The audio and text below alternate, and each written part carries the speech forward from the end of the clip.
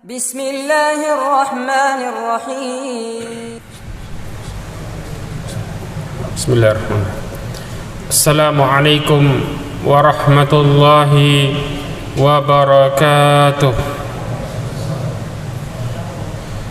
Innal hamdalillah nahmaduhu wa nasta'inuhu wa nastaghfiruhu wa nastahdihi wa na'udzu billahi min shururi anfusina wa min sayyiati a'malina. Man yahdihillah fahuwal muhtad wa man yudlil falan tajida lahu waliyyan murshida. Asyhadu an la ilaha illallah wahdahu la syarika lah wa asyhadu anna Muhammadan abduhu wa rasuluh. Ballagha ar-risalah wa adal amanah wa nasaha al-ummah wa tarakaha ala mahajjatil bayda layluha kanahariha la yazighu anha illa halik. Amma ba'd. Ma'asyiral mu'minin rahimani wa rahimakumullahu jami'a.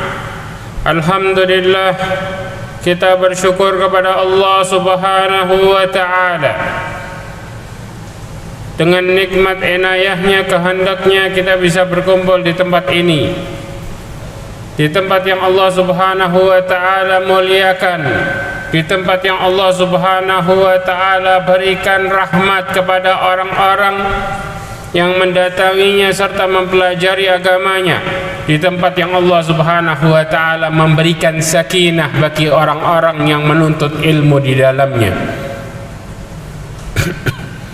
Salawat serta salam kepada Nabi Muhammad sallallahu alaihi wasallam, khairul khalqi wa khairul anbiya'i wal mursalin, sebaik-baik nabi dan sebaik-baik rasul yang diutus untuk kita semua, untuk meluruskan kehidupan kita, memberikan contoh hidup yang terbaik, serta memberikan kita bagaimana cara kita menggapai makarimal akhlak.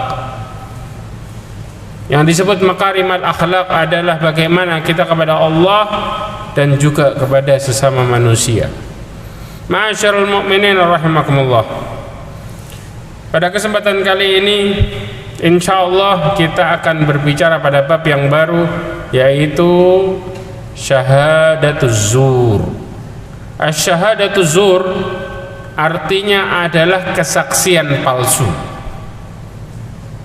Kadang-kadang ketika terjadi hal ini dimanfaatkan seseorang bahkan untuk mencari yang namanya perkara dunia. Ada orang-orang yang kemudian demi mendapatkan popularitas, demi mendapatkan simpati orang-orang sekitarnya, mereka rela untuk melakukan yang disebut persaksian palsu. Mereka berpikir dosa persaksian palsu hanya berhenti sampai di diri mereka dan mudah untuk bertobat. Tapi perlu diingat, ketika seseorang bersaksi palsu, banyak orang-orang di sekitarnya yang terkena kedzaliman dirinya, dan kedzaliman tersebut menjadikannya semakin sengsara hidupnya, bukan justru semakin baik. Dan ada orang-orang yang mempersaksikan kepalsuan terhadap apa yang dikatakannya, namun mereka juga tidak sadar itu kesaksian palsu. Maka pada kali ini kita akan kupas masalah yang disebut dengan syahadatuz zur atau kesaksian palsu. Naudzubillah-nya juga, syahadatuz zur kadang-kadang disertai dengan yaminul ghamus. Artinya disebut dengan apa? Sumpah palsu. Maka kalau orang kemudian sudah saksi palsu tambah sumpah palsu, dosanya double. Nanti insya Allah kita akan bahas secara detail tentang sumpah palsu.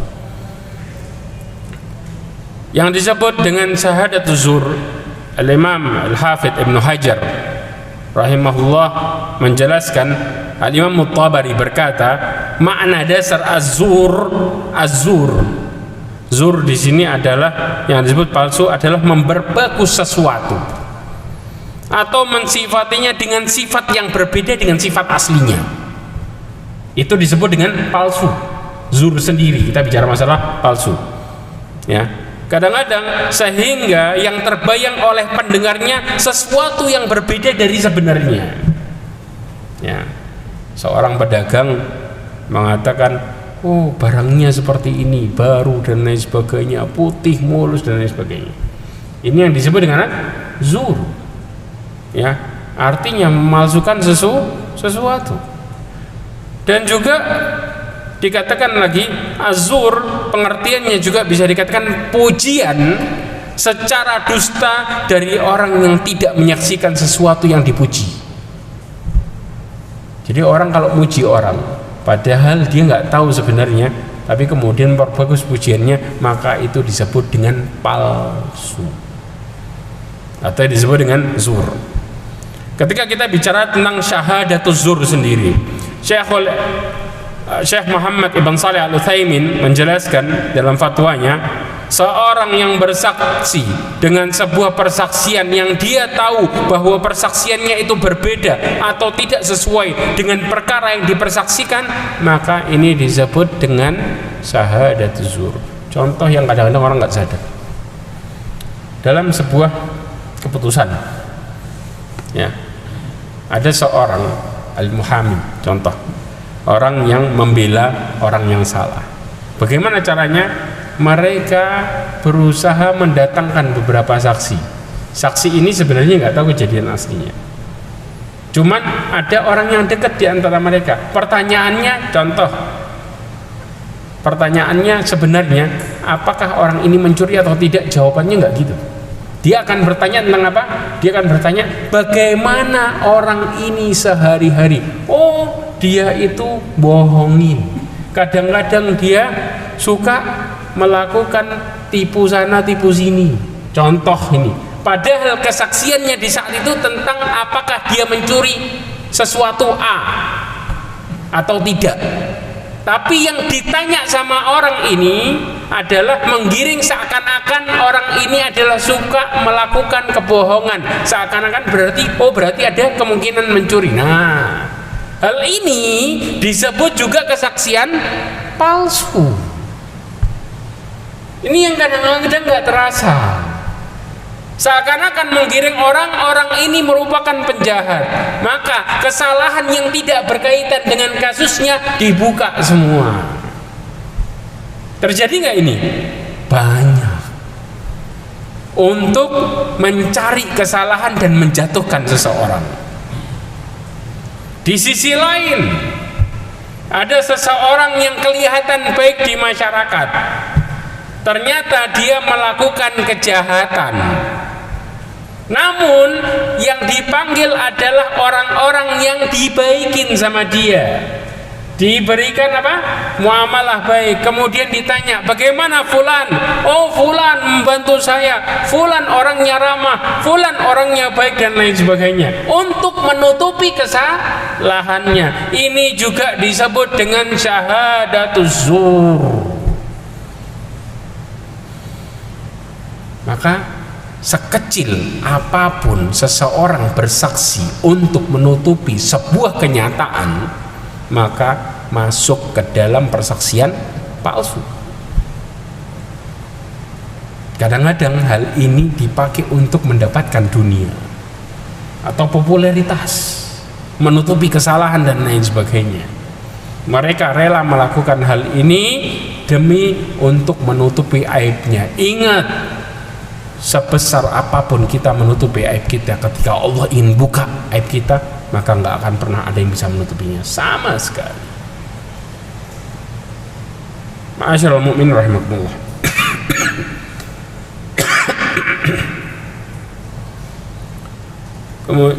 Al-Imam Ad-Dhahabi menukilkan yang pertama adalah di dalam Al-Quran firman Allah Subhanahu wa taala surat Al-Furqan ayat 72.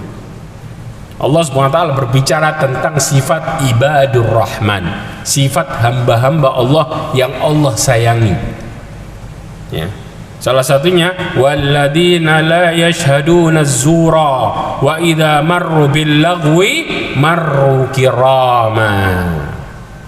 Allah berfirman, dan orang-orang yang Allah sayangi tadi punya sifat apa? Salah satunya mereka tidak memberikan persaksian palsu.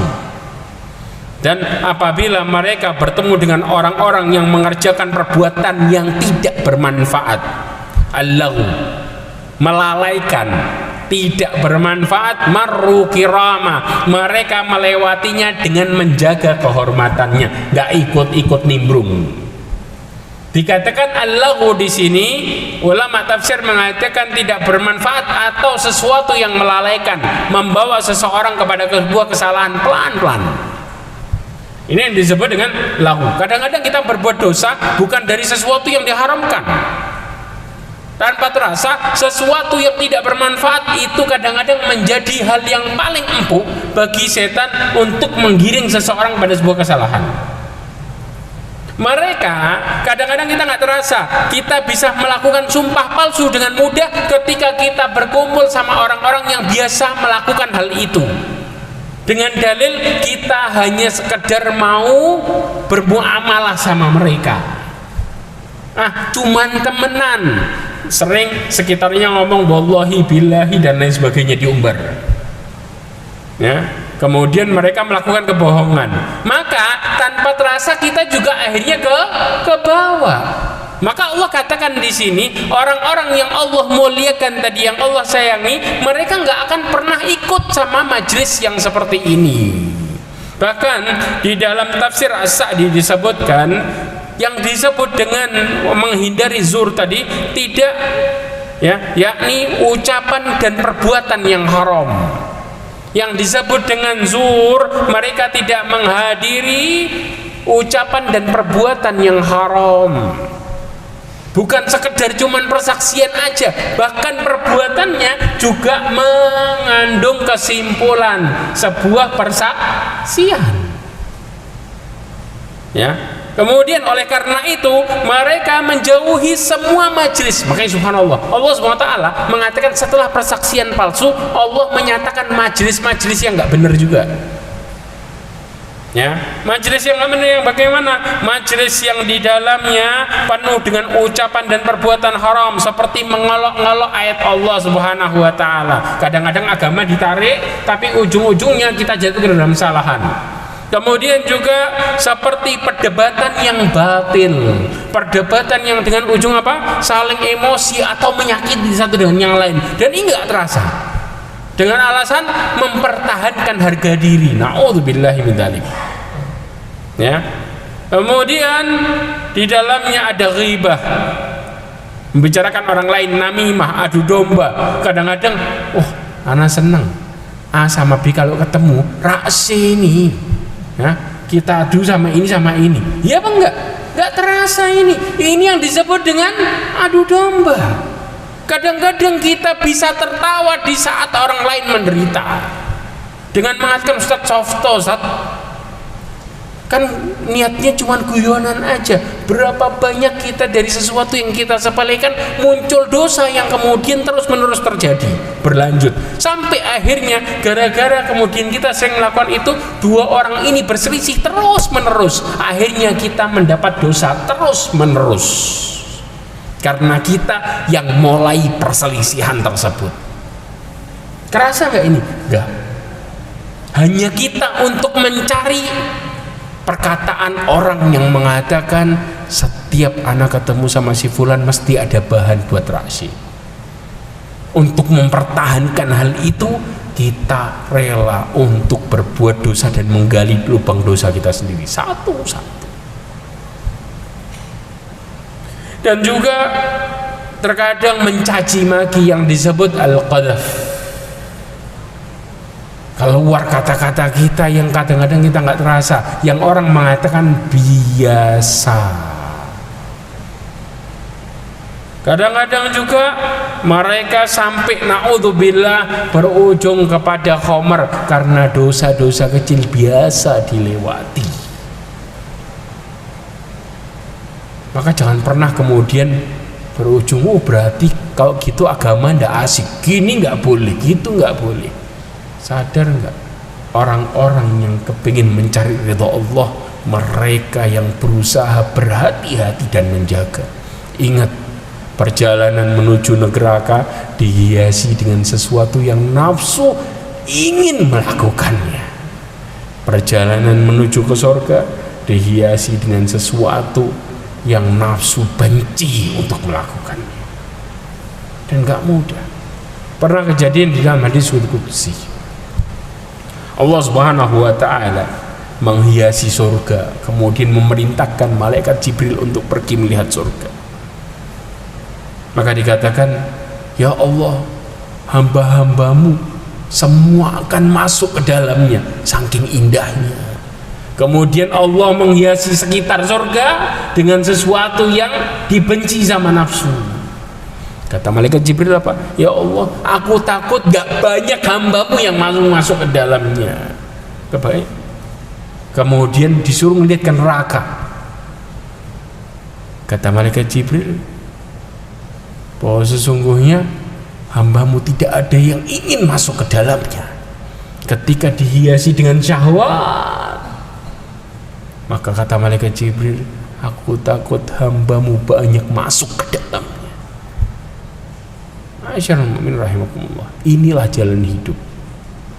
Bukan kemudian sesuatu, maka kadang-kadang ketika kita tidak minta pertolongan Allah Subhanahu wa ta'ala, minta petunjuk, dan kita mengandalkan diri kita, berapa banyak sesuatu yang kita anggap asik, ternyata itu menghancurkan diri kita. Gak terasa. Kita mengatakan ini merupakan sesuatu yang enak, sesuatu yang bisa menghidupkan, sesuatu yang bisa membuat kita bahagia, tapi ternyata kita jatuh ke dalam sebuah kesalahan. Kemudian yang berikutnya, Allah Subhanahu wa ta'ala masih dalam bab firman Allah Subhanahu wa ta'ala, mereka tidak mempersaksikan persaksian palsu. Allah berfirman dalam surat Al-Baqarah 283. Kata Allah Subhanahu wa ta'ala, wala taqtumus syahadah. Masuk ke dalam sama dengan persaksian palsu, yaitu menyembunyikan kesaksian yang sebenarnya. Loh, saya kan nggak bersaksi, tapi kita menyembunyikan kenyataannya. Ini juga sama. Ya, maka Allah mengatakan wala taqtumus syahadah, janganlah kalian para saksi menyembunyikan persaksian kalian. Di dalam tafsir Ibnu Katsir mengatakan janganlah kalian menyembunyikan dan tidak melebih-lebihkan dan tidak mengutarakannya. Ya, Ibnu Abbas dan yang lainnya mengatakan bahwa persaksian palsu adalah salah satu dosa besar. Demikian pula yang menyembunyikan, sama. Jadi kadang-kadang manusia untuk menghindari sebuah kesalahan ini ngelak cari pembenaran yang lainnya dengan melihat sebuah celah yang lainnya yang mungkin bisa dilakukan. Jawabannya menyembunyikan atau bersaksi dengan persaksian yang tidak benar, maka judulnya sama.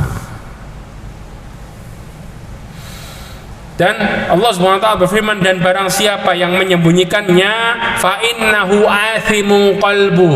Kata Allah SWT, sesungguhnya hatinya berdosa. Kita tahu kalau Allah katakan hatinya berdosa, ada nggak ketenangan dalam hatinya? Mustahil. Allah katakan hatinya langsung yang bermasalah. Kenapa? Karena dia menyembunyikan di dalam hatinya. Tempat persembunyiannya Allah hancurkan. Kalau sudah hati berdosa dan terus menerus terjadi, kita tahu efeknya. Kata Allah, kalla bal rana ala qulubihim ma kanu yaksibun. Kata Allah Subhanahu wa ta'ala sekali tidak. Kenapa? Bal rana ala qulubihim, Allah tutup rapat hatinya ma kanu yaksibun, terhadap apa yang mereka telah lakukan. Maka di sini hidayah nggak akan pernah masuk kalau kemudian ini terus-menerus terjadi. Allah tutup dengan tutup yang kuat sampai Allah mengatakan ghisyawah. dengan tutup yang rapat, yang mustahil masuk kebaikan di dalamnya sama sekali. Makanya berapa banyak orang-orang yang kemudian orang-orang yang bekerja dengan cara yang seperti ini, lihat hati mereka mati. Mereka melihat keburukan menjadi hal yang biasa, melihat kebaikan menjadi hal yang berat. Bahkan mereka mengatakan hidup yang enak adalah hidup yang buat kita happy. Sedangkan mereka menunjukkan syahwatnya di situ, menunjukkan bahwasanya ketaatan merupakan suatu yang berat, dan ini yang terjadi. Maka Allah katakan, fa innahu athimun qalbu, sesungguhnya hatinya berdosa. Ini nggak terasa. Bahkan naudzubillah min dzalik, ada kejadian seorang pengacara yang hidup dengan cara seperti ini. Di akhir hidupnya Allah nggak berikan dia sakit, mendadak sesak napas kemudian Allah cabut. Sedangkan permasalahan dan kesalahannya begitu banyak orang-orang yang benci dia karena dia mencari uang dengan cara apa? Dengan cara terkadang membela orang-orang yang salah. Maka lihat yang terjadi. Hartanya luar biasa, tapi hidupnya naudzubillahi min dzalik. Hidup yang kadang-kadang dia mengeluh, kenapa saya tertimpa ini dan itu, kenapa keluarga saya begini dan begitu. Bahkan keluarganya hancur berantak satu dengan yang lainnya, saling bermusuhan. Kadang-kadang sebentar istrinya teriak, sebentar dia pun marah dan lain sebagainya. Naudzubillahi min dzalik.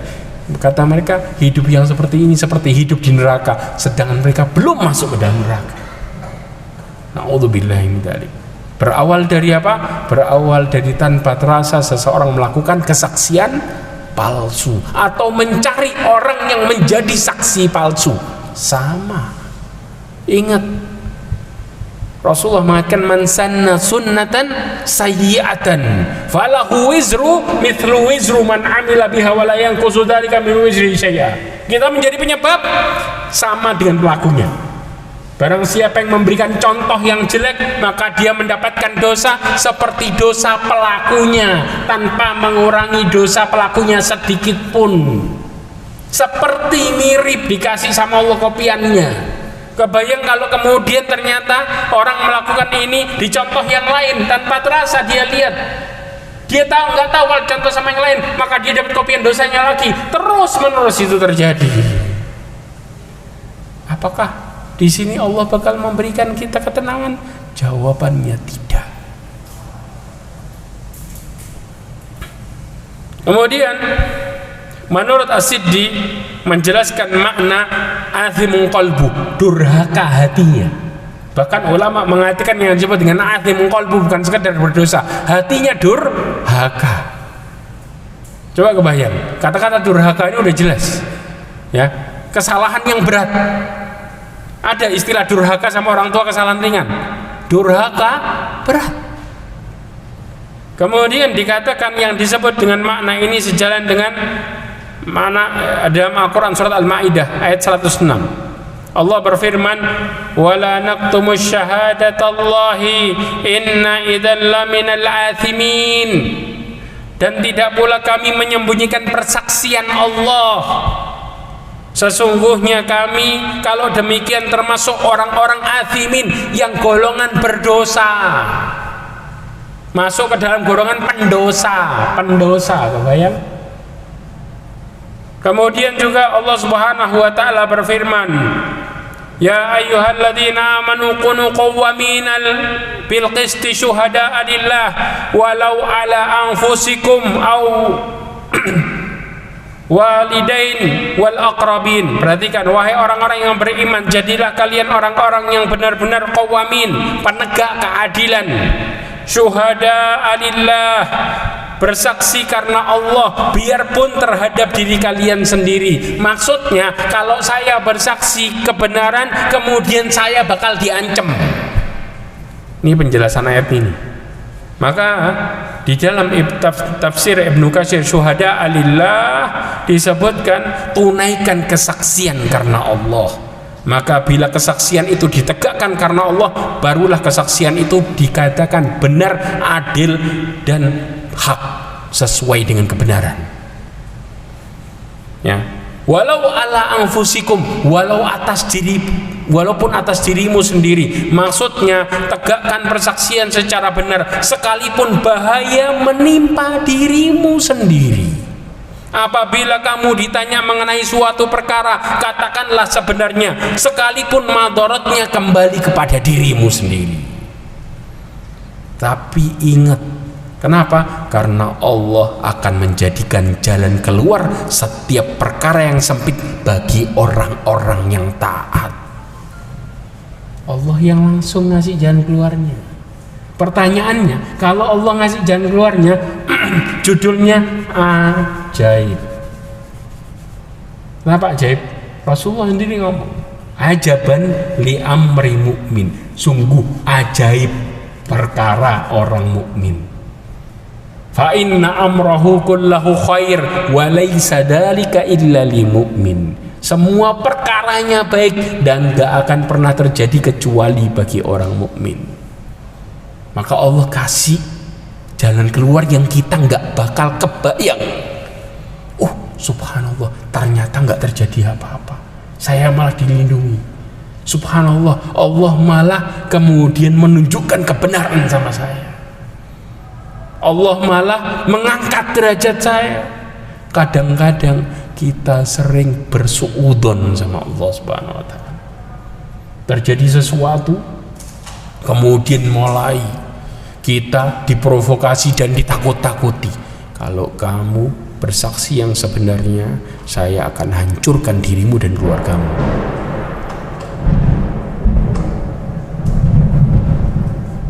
Saya kepengen Allah pernah ngomongin ini.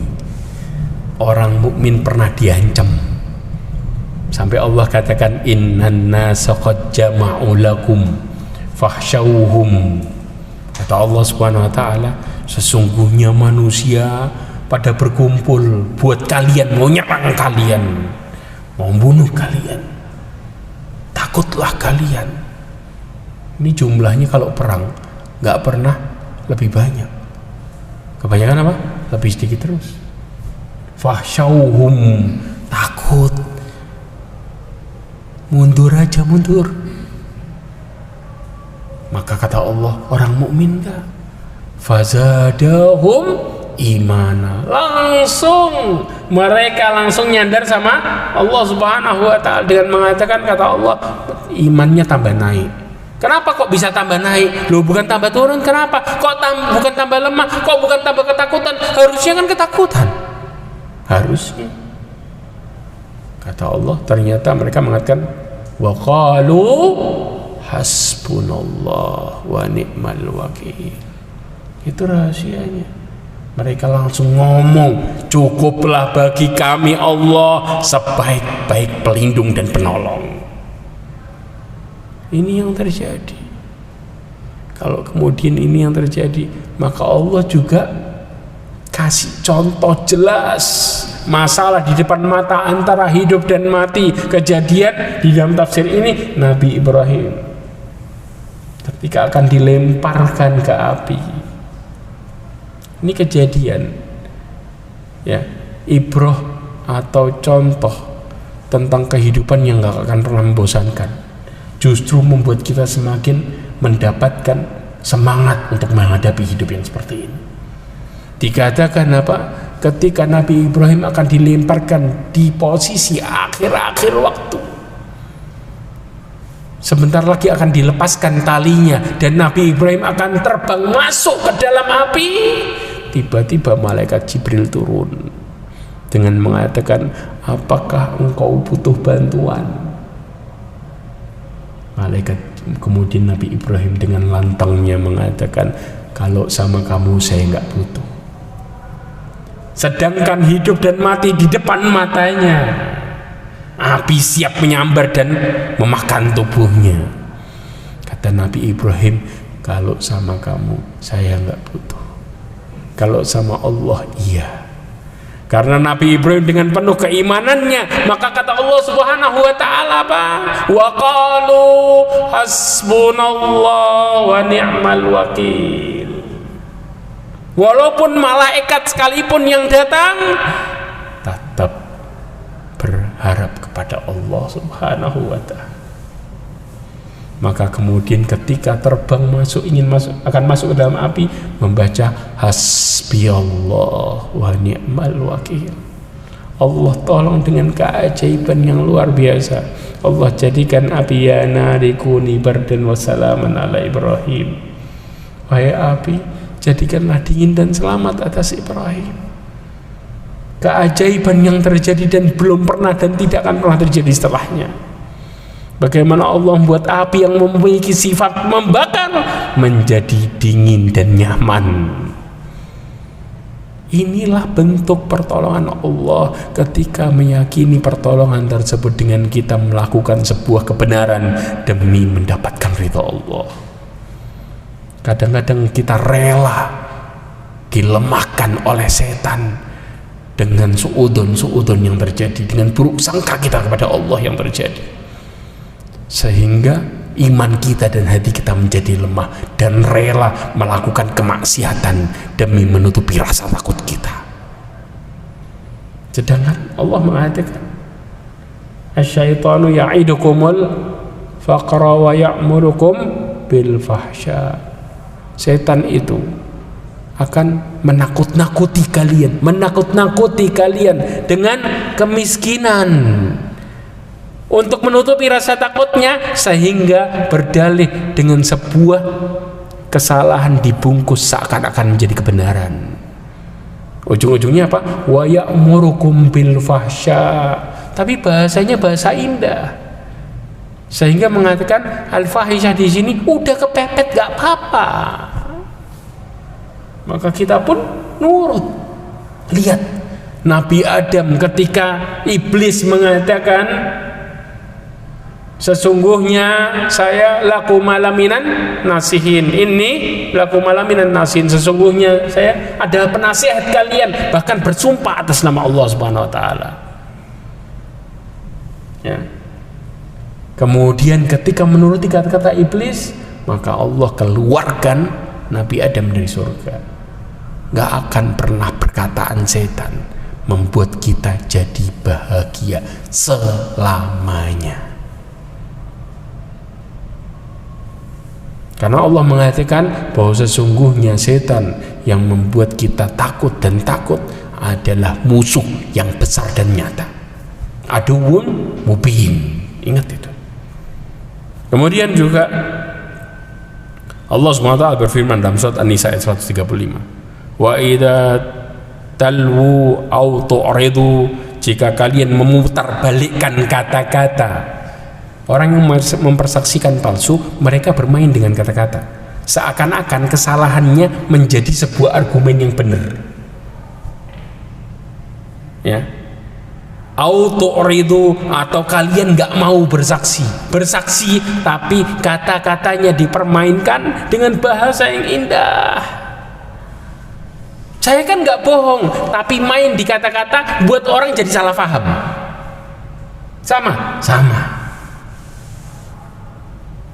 Ini dia. Saya nggak bohong, cuman mempermainkan kata-kata atau nggak mau bersaksi, kata Allah SWT. Makna di sini, pengertian talwu di sini adalah memalsukan atau mengubah kesaksian, kata Ibnu Katsir.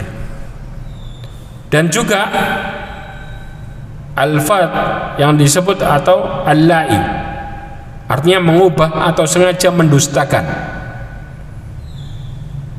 Allah SWT berfirman, wa inna minhum lafariqan yalwuna alsinatahum bil kitab wa ma hum bil kitab. Kata Allah SWT, sesungguhnya di antara mereka ada segolongan yang memutarbalikkan lidahnya membaca kitab, padahal bukan dari kitab. Berapa banyak orang-orang yang mengatakan apa? Ini dalil, padahal bukan. Mereka demi seakan-akan membenarkan perkataannya. Subhanallah, orang rela mendustakan dengan cara bahkan ada yang memalsukan hadis, atau membawa hadis palsu sebagai dalil untuk membenarkan dirinya. Sama, ini masuk ke dalam juga persaksian palsu. Ya. Dan juga dikatakan Rasulullah SAW mengatakan, lalu yang terbaik gimana? Yang harus kita lakukan gimana? Kata Rasulullah, khairus syuhada'i alladhi ya'ti bi syahadatihi qabla ayyus'alaha. Dikatakan apa? Sebaik-baik saksi ialah orang yang mengatakan kesaksiannya sebelum ditanya. Oh, masalah ini yang benar gini dan gini. Itu yang betul. Berarti kalau orang menunda kesaksian sampai orang akhirnya salah sangka, benar gak orang ini? Yang nunda tadi kena dosanya. Ustaz, saya kan belum ditanya. Sedangkan kita tahu ini ada orang yang sedang mencari bukti apakah orang ini benar salah atau tidak. Sedangkan kita nunggu ditanya dan tidak menjelaskannya langsung, maka kita kena dosanya di sini. Kenapa? Akhirnya membuat orang-orang yang bersaksi palsu tadi menjadikan salah sangka atau salah keputusan dalam perkara ini. Ya. Dan ini masuk ke dalam menyembunyikan persaksian palsu. Na'udzubillahi min dzalik.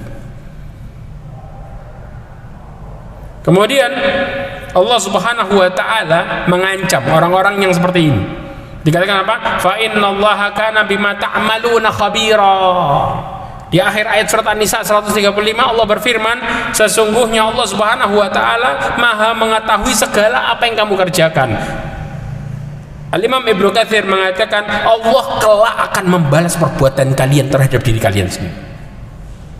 Ingat, balasan pasti dan akan datang.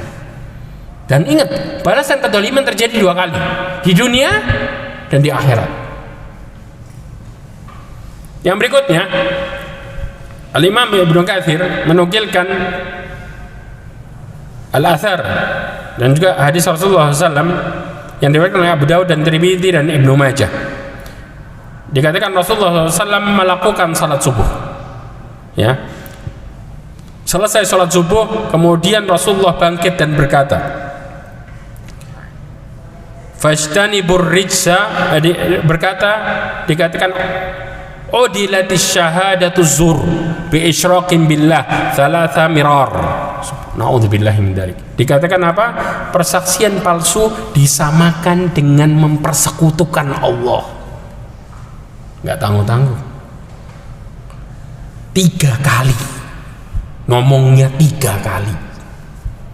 Kemudian Rasulullah mengatakan, "Tsumma qara'a fajtanibur rijsa minal awthan wajtanibul qawla zur hunafa'a lillahi ghairul musyrikin bih."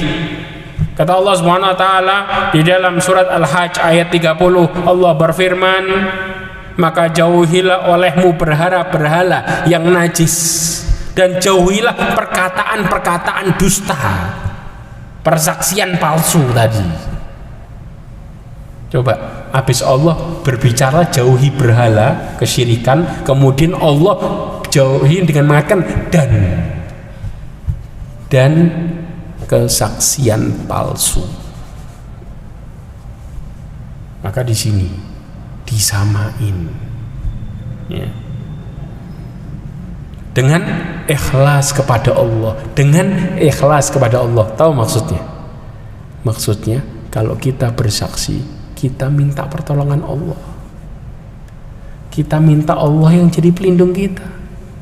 Kita minta Allah Subhanahu wa taala memberikan kebaikan di balik kesaksian kita. Karena dikatakan dengan ikhlas kepada Allah Subhanahu wa taala. Jadi Allah kasih solusinya di sini. Jangan ngandalin diri sendiri dengan mengatakan membuat argumen-argumen yang buat kita tambah terhimpit dan ketakutan. Jangan-jangan gini, jangan-jangan gitu. Kalau gini gimana? Kalau gitu gimana? Yang benar, teguhkan hati kita dengan minta tolong sama Allah Subhanahu wa taala. Ma'asyiral mu'min rahimakumullah. Rasulullah SAW mengatakan dalam hadisnya tentang penjelasan perkara ini. Di dalam hadis yang diriwayatkan oleh Bukhari dan Muslim dari Anas bin Malik radhiyallahu an, Rasulullah ditanya tentang al-kabair, dosa-dosa besar. Kemudian Rasulullah mengatakan al-isyraku billah, syirik kepada Allah, wa uququl walidain, durhaka sama orang tua, wa qatlun nafs, bunuh jiwa yang tidak dibenarkan, wa syahadatuz zur, kesaksian palsu. Ini deretan dosa-dosa gede semua. Bersamaan Rasulullah mengatakan, bahkan ditanya tentang apa tadi? Dosa-dosa besar. Nyata Rasulullah mengatakan hal ini. Dan juga dalam perkara hal ini,